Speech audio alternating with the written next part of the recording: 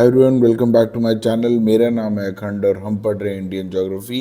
अभी हमने पढ़ा था एग्रीकल्चर का चैप्टर नंबर 1, ये है उसका पार्ट 2। अभी तक हम पूरी ये 43 लेक्चर्स कंप्लीट कर चुके हैं। ये प्लेलिस्ट पूरी तैयार है, डेली एक नया वीडियो आ रहा है, तो आप जाके ये प्लेलिस्ट फॉलो कर सकते हैं और अपनी इंडियन ज्योग्राफी की तैयारी कर सकते हैं बहुत आसानी से। ओके, तो मैक्सिमम एरिया अंडर कल्टीवेशन अगर हम देखें इंडिया में किसका है तो वो है उत्तर प्रदेश का। ठीक है, अगर हम देखें कि मैक्सिमम वाटर किस क्रॉप के लिए लगता है इंडिया में तो वो है हमारा शुगर केन, फिर हमारा है वीट। तो शुगर केन में सबसे ज़्यादा पानी क्यों लगता है? क्योंकि शुगर एक रबी क्रॉप है और रबी क्रॉप का मतलब कि ये होता है विंटर्स में, और विंटर्स में हमारे यहाँ बारिश होती है कम, तो इसलिए इसको इरिगेशन के थ्रू बहुत ज़्यादा पानी दिया जाता है।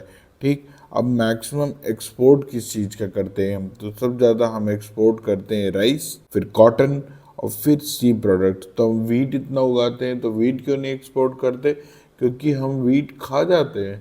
यस, हम सारा वीट खा जाते हैं, सारा नहीं मैक्सिमम वीट खा जाते हैं, तो इसकी वजह से हम एक्सपोर्ट नहीं करते और कभी कभी तो हमें इम्पोर्ट भी करना पड़ता है। ओके, तो मैक्सिमम इंपोर्ट किस चीज़ का करते हैं हम? तो मैक्सिमम इंपोर्ट करते हैं हम दाल का।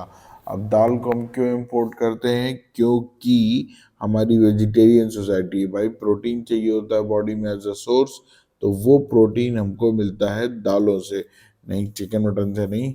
वेजिटेरियन बातें होंगी भी यहाँ पे। ओके, तो हम अब देखेंगे वीट।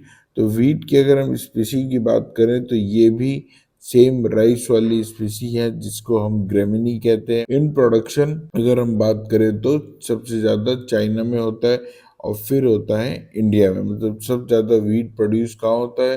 तो वो होता है चाइना में और फिर होता है इंडिया में। अगर हम बात करें कि second most important food in India after rice, तो वो है वीट। हमको लगता होगा कि हम लोग सब ज़्यादा वीट खाते हैं, पर हम उससे भी ज़्यादा चावल खाते हैं। ठीक है, क्योंकि चावल उगता भी बहुत ज़्यादा है हमारे यहाँ। इरिगेशन रिक्वायर्ड, बिल्कुल बहुत ज़्यादा इरिगेशन हमको वीट के लिए चाहिए होता है, क्योंकि ये विंटर्स में उगता है और विंटर्स में बारिश बहुत ही कम होती है। मैक्सिमम ग्रोथ कहाँ होती है वीट की? तो वो होती है उत्तर प्रदेश में, पंजाब में और फिर हरियाणा में। और ये 35% टोटल वीट इंडिया का उत्तर प्रदेश में होता है, पर ये है एरिया के हिसाब से। और अगर हम बात करें प्रोडक्टिविटी के हिसाब से तो सबसे ज़्यादा प्रोडक्टिविटी होती है पंजाब में, क्योंकि पंजाब में आया था ग्रीन रेवोल्यूशन, तब यहाँ पे बेटर क्वालिटी के हाइब्रिड सीड्स इंट्रोड्यूस किए गए थे, प्लस यहाँ पे इरिगेशन की बेटर फैसिलिटीज उस टाइम पे अवेलेबल कराई गई थी।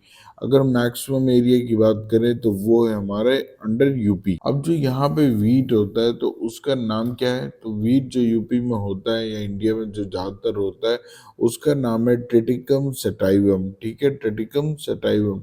और ये कहाँ प्रोड्यूस हुआ था? ये प्रोड्यूस हुआ था हमारे मेहिको में, यानी कि मैक्सिको में। ठीक है, अब ग्रीन रेवोल्यूशन की अगर बात करें तो ग्रीन रेवोल्यूशन इंडिया में लेके आए थे सर नॉर्मन बर्लो।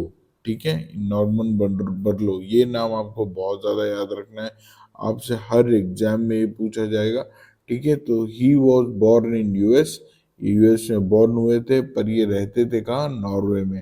ये कोई नहीं पूछेगा रहते कहाँ थे, पर ये पूछेगा कि वो यूएस के थे। ठीक है, तो इन्होंने ही ये जो ट्रिटिकम सटाइवम है ये वाली ब्रीड को जनरेट किया था।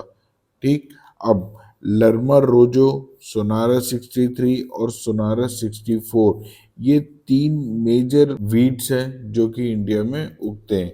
ठीक है, ये ब्रांड्स हैं, अलग अलग क्वालिटी है वीट की जो इंडिया में उगती है।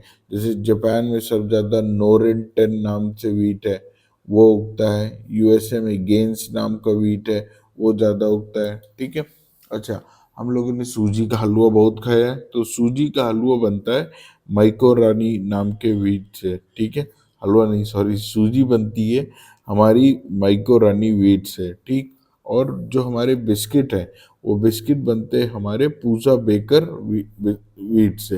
देखिए, नाम ही पूजा बेकर रखा गया है क्योंकि इसकी ब्रीडिंग ही कराई गई थी, या इसको बनाया ही गया था राइस को, सॉरी वीट को, बिस्किट्स बनाने के लिए। अब वीट में जो प्रोटीन पाया जाता है उसको हम कहते हैं ग्लूटेन। ठीक। तो कुछ लोग होते हैं जिन्हें ग्लूटेन फ्री डाइट चाहिए होती है, कुछ लोग होते हैं जिन्हें ग्लूटेन सूट नहीं करता, उनकी बॉडी स्वेल कर जाती है। तो इसलिए इसमें जो प्रोटीन पाया जाता है उसको कहते हैं ग्लूटेन। अब हर्बिसाइड्स, तो कौन सी हर्बिसाइड यूज की जाती है इसमें डालने के लिए? प्रोपेनिल यूज किया जाता है पैडी के लिए, और आइसोप्रोटीन प्रोटन्यूरॉन आइसोप्रोटन्यूरॉन यूज किया जाता है हमारे वीट के लिए।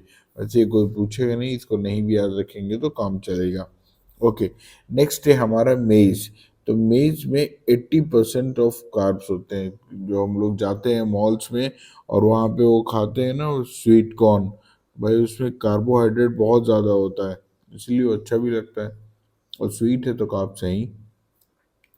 इसमें स्टार्च बहुत ज़्यादा होता है, तो सबसे ज़्यादा स्टार्च जो है हमारे मेज में होता है। ठीक। अब इसमें जो प्रोटीन होता है मेज में उसको हम कहते हैं जेन। मेज इज अ C4 प्लांट। अब C4 क्या होता है? देखिए, कार्बन फिक्सेशन जो होती है उसके कई सारे मेथड्स होते हैं। ठीक है। अब जब मैं आपको साइंस पढ़ाऊंगा तो उसमें बताऊंगा कार्बन फिक्सेशन क्या होता है और कैसे होती है। तो कुछ में C3 होती है, कुछ में C4 होती है। मेज हमारा C4 प्लांट है। ठीक है। It is a angiosperm. देखिए, ये भी जब मैं आपको साइंस पढ़ाऊंगा तो बताऊंगा कि एंजियोस्पर्म क्या होता है, पर अभी बस इतना जान लीजिए कि इसमें दोनों स्टेमन और कार्पेल होते हैं।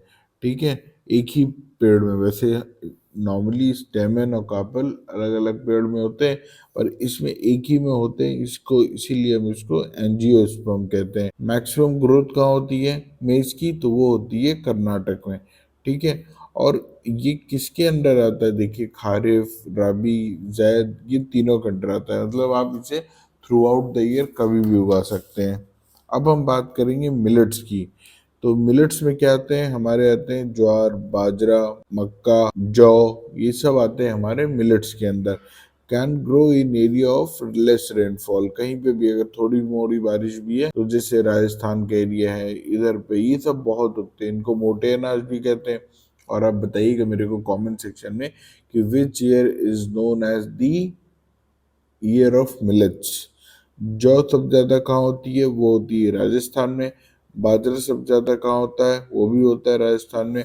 अगर हम ज्वार की बात करें तो सबसे ज्यादा कहाँ होता है? तो ये होता है महाराष्ट्र में। और मेज हमारी सबसे ज्यादा होती है कर्नाटक में।